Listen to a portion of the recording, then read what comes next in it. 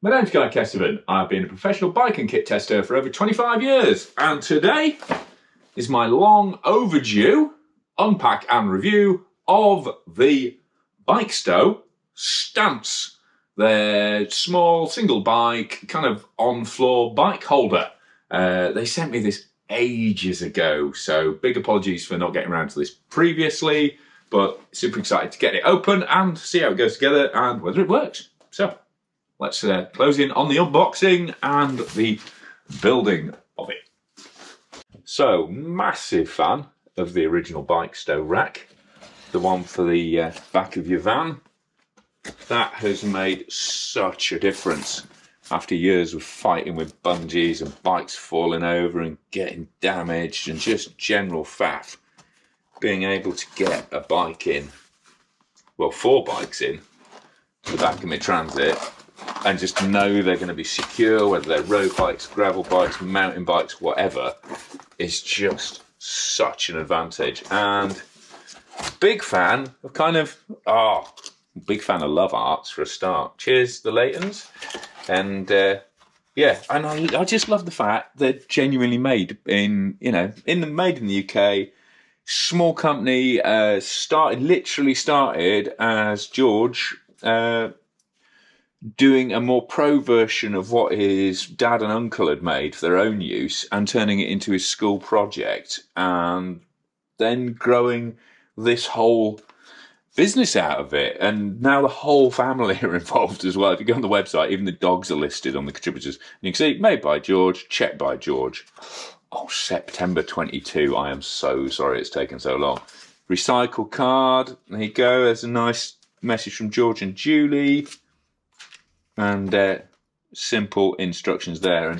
But look at the quality on this. I mean, it looks absolutely gorgeous. You've got, it's beach ply, as it normally is, really tough marine grade ply. But you've got a lovely textured finish on it now. Little sort of hexagonal gripper plate. Just looks super pro. So, let's... obviously I should read the instructions, but... Loosen thumb screws ×3. Alright, hang on, that's use. Now, here we go, assembly. Pop that in there. It's just nice. There's no plastic in here. There's a sticker there, which I can pop on my van. But there's no plastic in here. It's all paper and brown. I mean, it's got a brown paper bag in. How can you not love that?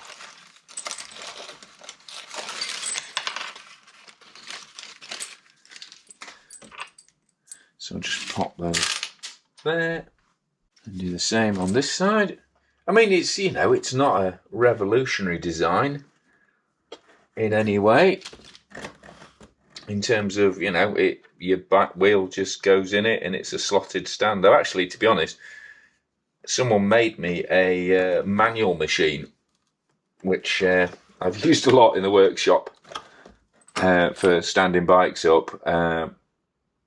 So I know this is going to be super useful. And anything that it holds, that you can bodge together anything that holds the back wheel. But this really is beautifully put together.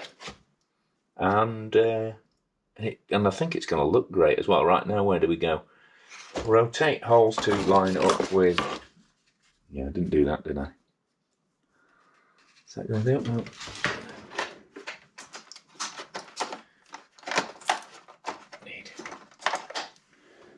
There, so you line these up, nice and simple,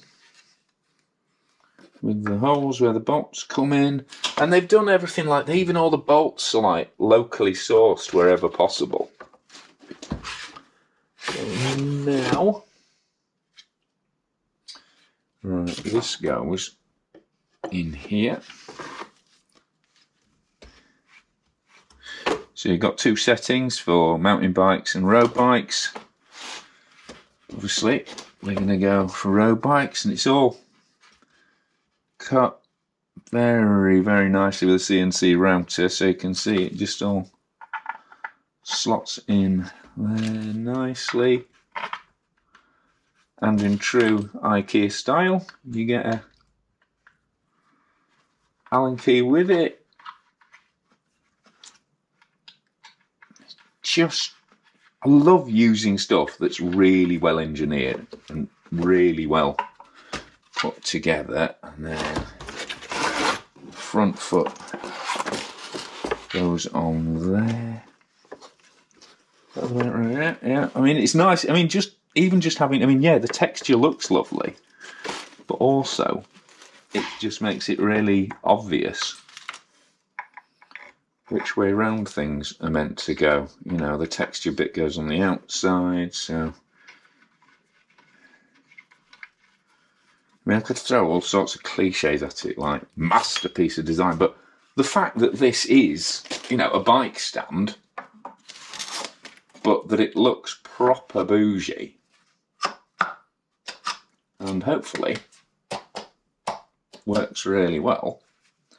It's just nice, isn't it? I mean, bike stuff's getting better and better all the time, so why not have a bike stand that can use them in the house? I mean, God, bikes are expensive enough. You don't want to be leaving them in the garage if you can help it. So, and then just the thumb wheels pop in the back here, and again you've got a plastic washer. And did I mention the fact that they try and source everything as locally as possible to Birmingham, where they're based? Pretty sure I did. So I mean, they've actually got their own router now, so they do all the woodworking in-house, but you know, where they can get the fixtures and fixings done. I know on the big Bikestow rack in particular, that's very much a sort of homegrown project wherever possible. And then you can see, if you hadn't gathered, that slider there means you can move this inner plate in or outwards to get your wheel size up, to have a nice snug fit. Oh, there we go, easy off a bit. A nice snug fit for whatever wheel size you want, and obviously if it goes in that hole, it'll take, you know, even a really thin track tyre, I think, in there. And if you go to full size, it'll go up to a 4.8 inch fat bike tyre. So, and it'll run 20 to 29 a wheel as well in the same frame. So that's it built. Let's put a bike in it and see how it goes. So I've adjusted the gap on the back to suit the rear wheel. This is 235 cross-country tyre, so it's on the narrower end of the fat setting, if you see what I mean. But there you go. Slotted straight in.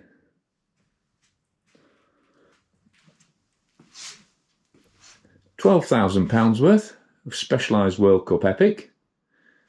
Very neatly and stylishly held in place. Well, to be honest, I figured that sticking a sub 10 kilo race bike in there wasn't really much of a demonstration of its stability. So I dragged the big beast that is the Nikolai Enduro Tandem off the wall. And this thing, I will tell you, is pathologically unstable. Loves falling over in the workshop. And as you can see,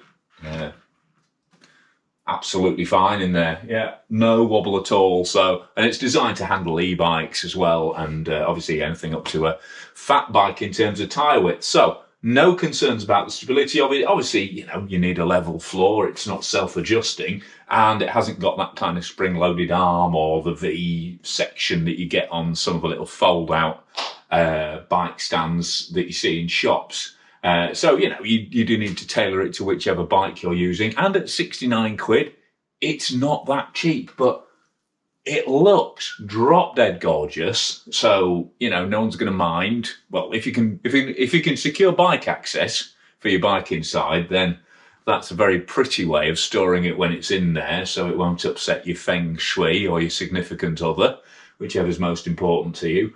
And I just like the fact it's made in the UK as sustainably as possible by a small family firm. That ticks a lot of boxes for me as well. So, many thanks for watching. As ever, click for subscriptions and notifications so you know when the next video comes up. I've actually got a load of workshop equipment coming up shortly from Feedback Sports and from Enduro Bearings as well. you very much. New channel sponsors, so massive thanks to those guys, as well as Giro Cycling UK, PT's, Hebtroco, Talk Nutrition, and Crud XL Fenders for supporting the channel. And huge thanks, as always, to my Patreon subscribers who get early extended edits ad-free, and they get sort of higher level of feedback to questions and advice with buying and things like that. And just as a thank you for them supporting the channel on a monthly basis, it makes a massive difference to the sustainability of Guycase TV. So if you really like what I'm doing here, then please consider supporting me on Patreon. There's a link at the end, and there'll be a link at the end to the standard Bikestow frame as well. But even just giving this video a thumbs up, like on YouTube, and telling your mates about the channel makes a massive difference to how it grows and how sustainable and healthy it is long term.